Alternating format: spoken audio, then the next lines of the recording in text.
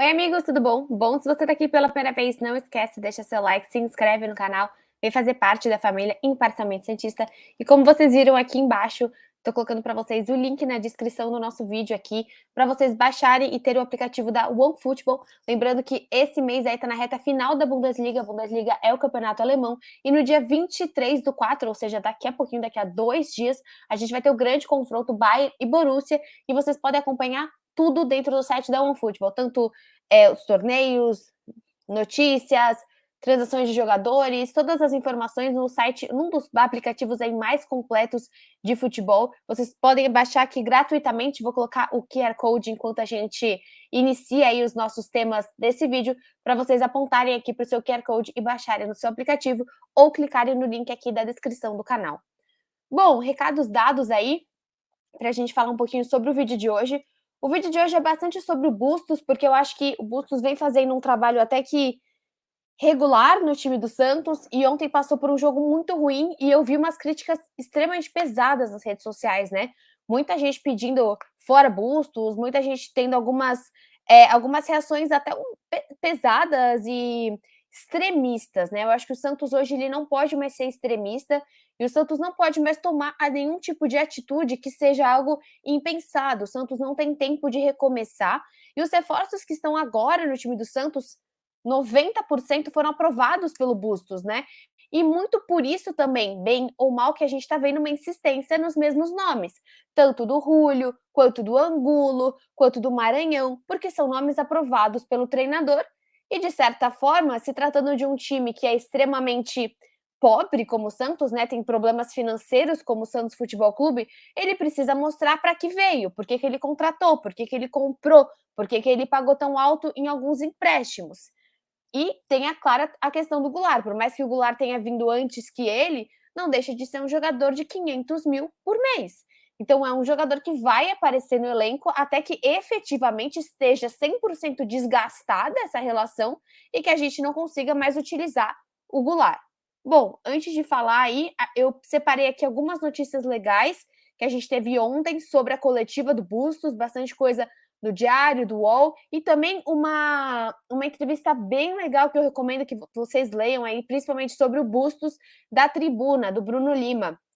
Eu vou começar por essa entrevista, que ela é um pouquinho mais antiga, acho que é de 2 dias atrás, mas acaba que no jornalismo isso acaba até sendo um pouco mais antigo. Recomendo que depois vocês leiam essa entrevista aqui, porque ele fala dos temas que a gente está questionando bastante, né?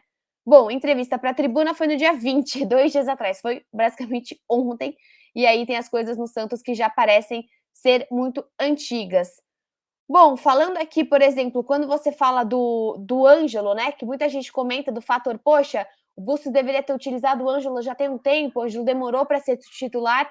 O Bustos assume, né? Ele fala: o Ângelo tem um futuro no futebol europeu. Falo isso com segurança e já falei isso para ele. Mas isso também vai depender da sua capacidade emocional, fortaleza mental e de agregar conceitos táticos.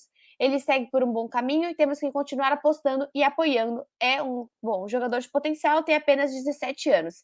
É o jovem mais talentoso que já trabalhei na minha carreira.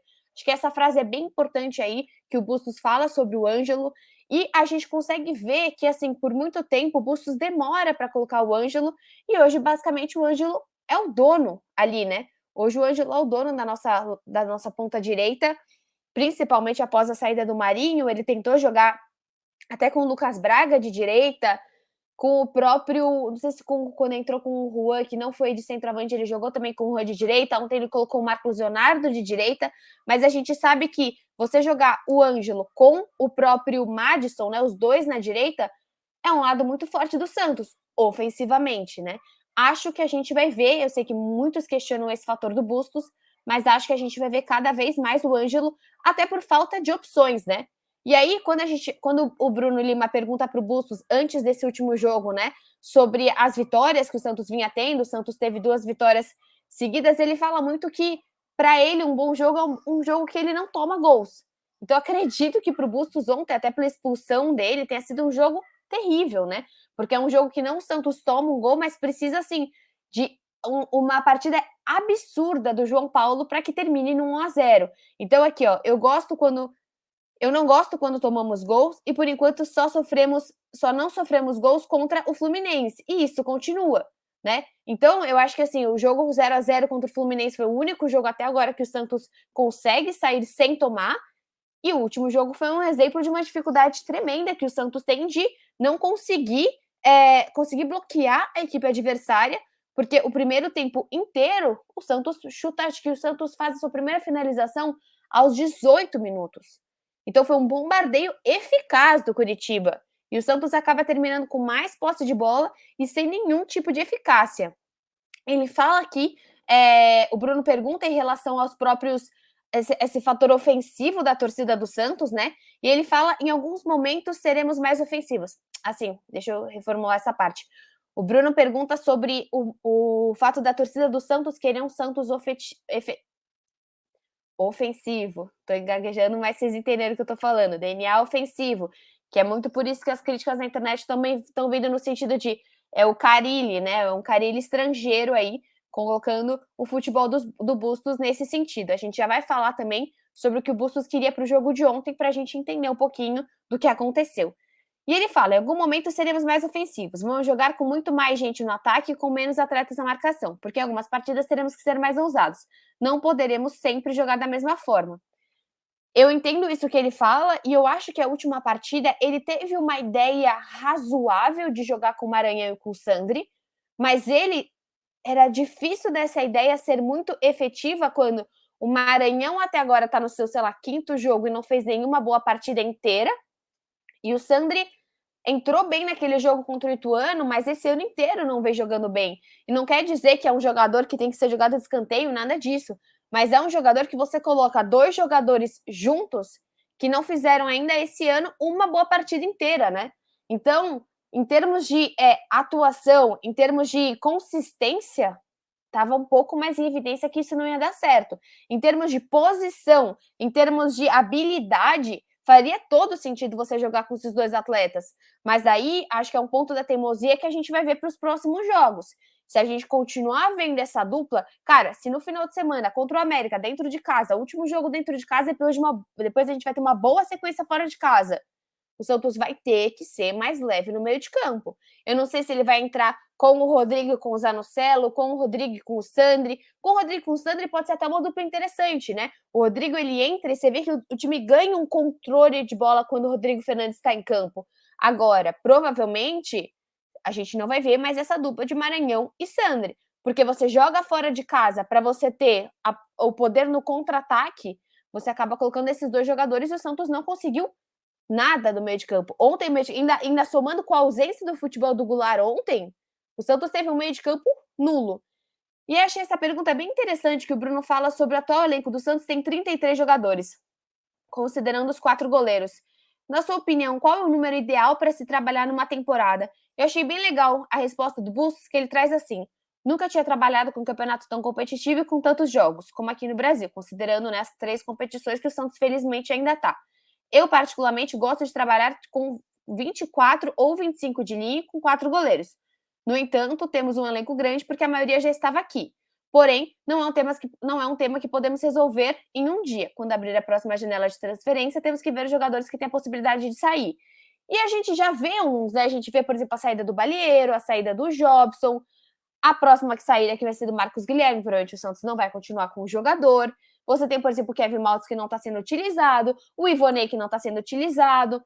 Mas acho que o problema do Bustos é que nesse momento você diminui esse elenco, mas quem está chegando não está sendo efetivo. Então, assim, não é para condenar, mas como a gente trouxe o caso do Maranhão, a gente traz o caso do Áureo, que até, se eu não me engano, tem uma pergunta, então eu vou deixar essa questão mais para frente.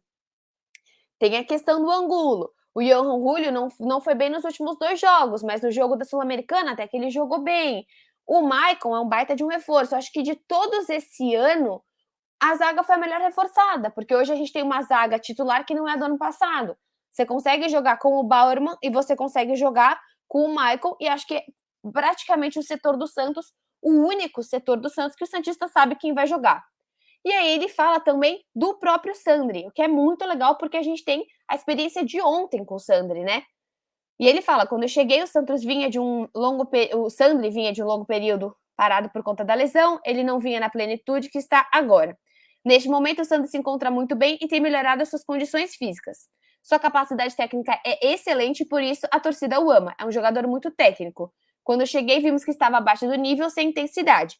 Então ele fala aqui um pouquinho do Santos, e eu acho bem legal que ele fala assim que está contente com a evolução dele e por saber que ele pode disputar a posição com o Maranhão, o Fernandes, o Zanocelo e o Camacho. Cara, eu não lembro se eu vi um ou outro jogo do Bustos utilizando o Camacho. É uma possibilidade, é um salário, tá lá dentro do elenco, não sei o que o Bustos pensa sobre isso, é um cara que não fez grandes partidas esse ano, ajudou ano passado, mas não fez grandes partidas, mas não dá para esquecer, o Zanocelo, eu vejo mais o Zanocelo e o Fernandes mais à frente, porque assim, se você falar para mim, pô, mas o Fernandes marca, mas o Zanocelo não marca tanto, a gente vai ficar com o meio de campo aberto. Mas quando o Santos colocou o máximo de fechado que ele pode ter, que foi exatamente com o Maranhão e com o Sandri, foi inexistente o meio de campo. Então, provavelmente, eu acho que a gente vai ver cada vez mais um meio de campo mais leve, porque esse tal meio de campo mais pesado claramente não deu certo. E aí a gente coloca aqui, ó, bem legal. Ó, apesar de ter chegado há pouco tempo, a torcida tem uma rejeição ao William Maranhão. Quais as características você enxerga para mantê-lo no time? Um montão de características, né? Ele fala que precisa da torcida do jogo contra o Curitiba. A gente já foi esse jogo contra o Curitiba, a gente tá falando do jogo que foi no final de semana, tá? E aí ele fala aqui, ó, tecnicamente, Sandro Zanocelo e outros jogadores são superiores ao Maranhão, mas taticamente, em desarmes, recuperação de bola e intensidade, os números deles são superiores. O Bustos, ele é um cara que vai muito nos números, ele vai muito no analytics desse jogador, ele vai muito no coisinho que eles usam no top, né? Vai muito nesse sentido de GPS que eles usam. O Bustos veste a camisa do Santos e todos que vestem essa camisa gloriosa têm que ser apoiados. Explicações para colocá-lo em campo são adversas, mas provavelmente alguns não concordarão.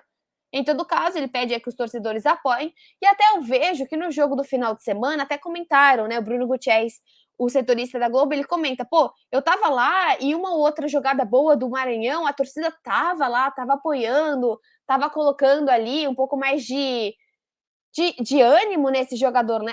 A torcida vai se esgotar.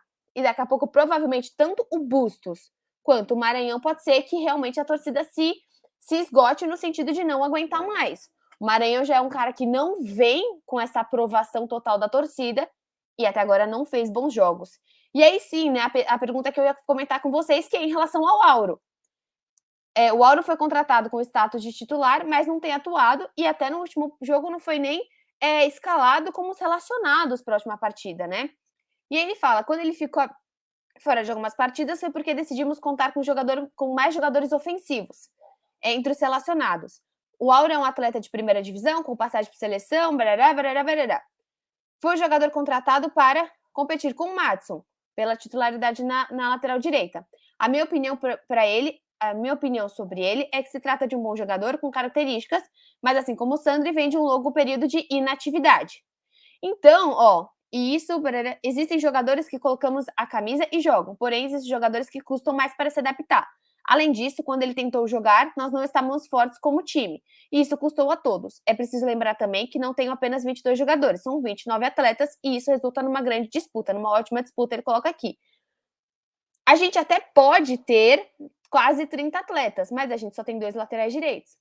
E se em 2 laterais direitos a gente está sempre levando só um, a gente não está nem relacionando esse segundo, alguma coisa tem, né? Eu acho que assim, vou até parar o compartilhamento agora, mas eu vou, sinceramente, aqui, depois vocês dêem uma olhadinha nessa reportagem aqui do Bruno Lima na Tribuna, bem, bem interessante essa reportagem, vou deixar aqui a manchete para vocês irem atrás, mas eu acho que assim, é interessante a questão do Auro, porque ele já chega meio que com o negócio andando, então talvez não tenha sido até um ok do Bustos, mas é um caso que talvez vá cair em cima de Edu Dracena, vai cair em cima das pessoas de dentro do Santos, do Conselho do Santos, porque é um lateral que não joga.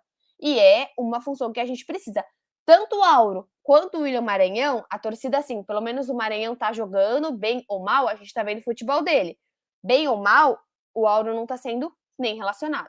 E eu acho extremamente problemático no time do Santos você só ter um lateral direito e você nem relacionar ele.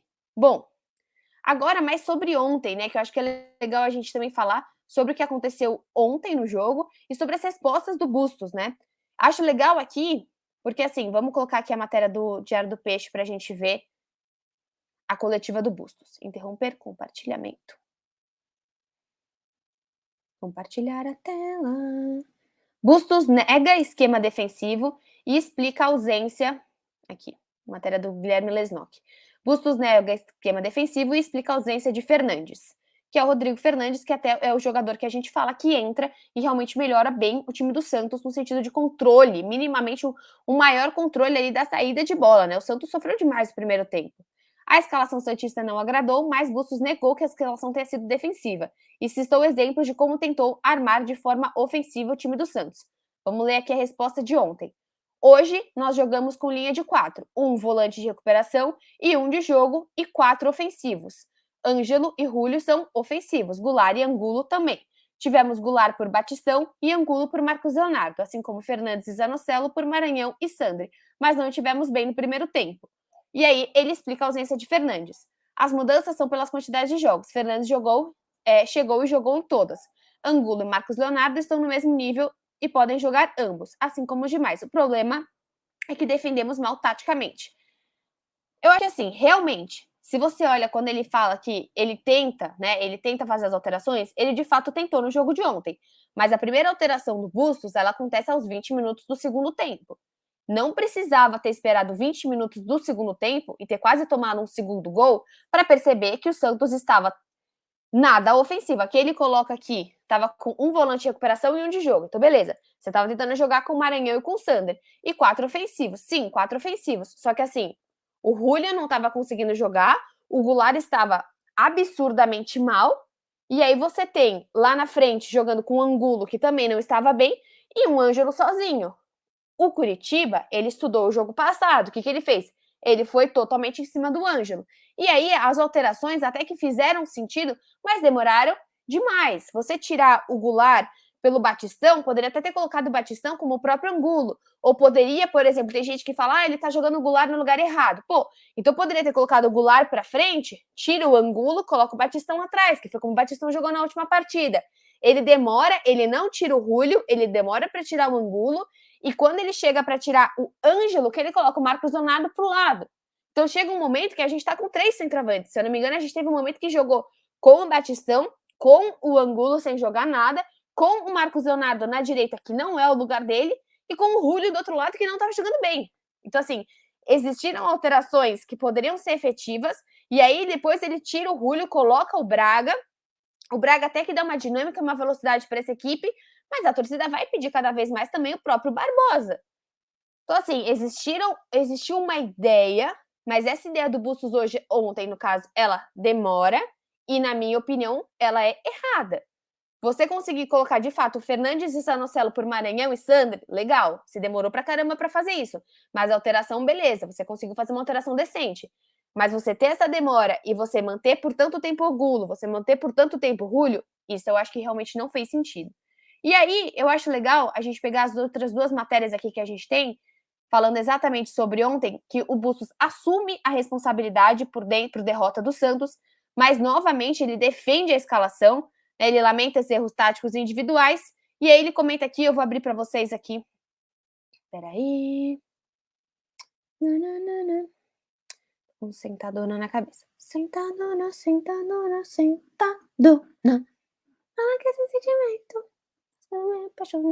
Aí aqui, ó, ele comenta: muito mal o primeiro tempo, sobretudo os primeiros 15 a 20 minutos. Legal, eu achei também a entrevista do Michael depois que acaba a partida, né? Ele fala que o primeiro tempo foi horrível, e foi mesmo, né? Até o jornalista fala, o Santos abaixo, tal, e aí o Michael fala, o Santos não estava abaixo, o Santos estava horrível.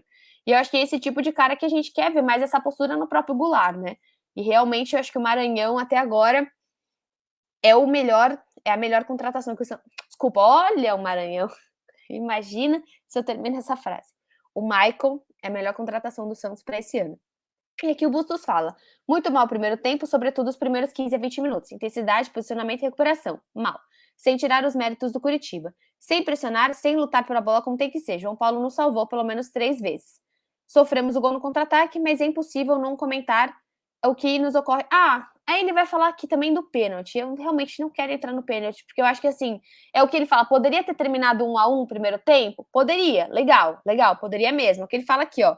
Poderia ser 1-1 com o pênalti. O Brasil inteiro viu o pênalti, patati patatá. Isso me irrita, porque, assim, poderia ter terminado 1-1 o primeiro tempo? Poderia mesmo, Bustos. Só que também poderia ter terminado 5-0 o primeiro tempo. Porque foi ridículo que o Santos precisou do João Paulo. Então, assim, ficar. Para mim, isso é irritante. Eu sei que o Santos sofre com pênalti, eu sei que teve o jogo de São Paulo, o pênalti no Zanocelo foi ridículo, o pênalti do Zanocelo foi ridículo no final de semana, tudo isso. Mas, assim, você me falar que poderia ter terminado 1-1, eu acho que esse tipo de resposta, para mim, começa a irritar. Ele, como eu falei para vocês, né? O principal responsável sou eu, tipo totô. Mas eu acho que, assim, nesse momento, a gente tem até a ausência do Bustos pro próximo jogo contra o Curitiba, porque ele foi expulso. E, por fim, a gente coloca aqui, que é uma matéria legal do Musetti, que ele fala o seguinte: Santos tem metade das finalizações dos adversários e menos posse de bola. Então, a gente tem menos posse de bola e não chuta o gol. Se eu não me engano, ó, quer ver? Eu vou pegar aqui para vocês. Exatamente a parte da matéria que tá bem interessante que o Lucas trouxe. Fala que esse sentimento, mas quando chega apaixona, sentadona. Aqui. O Santos teve em média 10 chutes feitos e 20 sofridos por partida. No geral, o Peixe não costuma ficar com a bola e tem uma média de 44% de bola, o que não é um problema quando você é efetivo. Jogando com o do Banfield, o Santos teve 46 a 57% de posse de bola, 12 versus 17 em finalizações, Fluminense 3 versus 26 finalizações, jogando contra o Católica, né? 13-13 finalizações contra o Curitiba no final de semana, 15-22. E aí ontem, que eu com certeza que é o pior do que a gente tem nesses casos, né? Que a gente tem o 1-0 contra o Curitiba, 6 finalizações do Curitiba e 23 finalizações do Santos. Eu tô vendo aqui, ó, o Santos só realmente teve mais finalizações no jogo contra o Fluminense, que a gente tem uma maior posse de bola aqui, e um pouquinho a mais aqui de posse de bola no jogo também contra o Banfield. Acho que o jeito que o Bustos fala, que o Santos vai ter menos posse de bola e jogar no contra-ataque, talvez não esteja sendo tão efetivo.